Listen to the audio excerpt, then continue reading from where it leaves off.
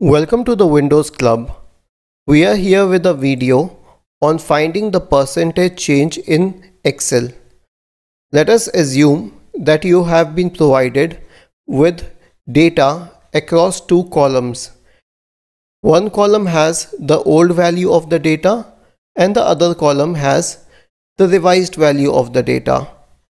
For example, the old value of the data is in column B and the new value in column C. We need the percentage change from the data in column B to column C in column E. And the data starts from row 3, which means B3, C3, and the result would be needed from E3. Now, to find the ratio of change, not the percentage change itself, the formula would be cell with the new value minus cell with the old value divided by the old value, which is basically the formula for the ratio change. Now the cell with the new value would be C3.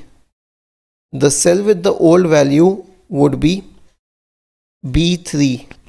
Again, the cell with the old value would be B3. In case you find any difficulty in understanding this formula, we have explained it all in this post on the Windows Club. The link would be shared in the description. All you need to do is copy paste the formula.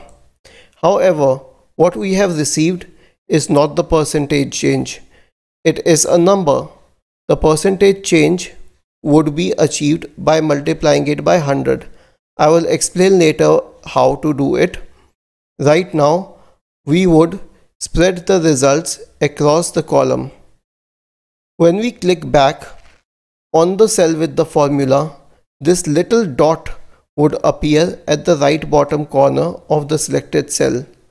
Hover your mouse over it and a plus symbol would appear. Click on it and without releasing it, pull the selection to the last cell.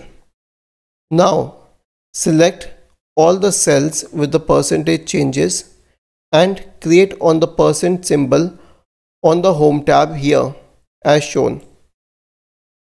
Here you get the results in percentage change. If you have any doubts, please let us know in the comment section.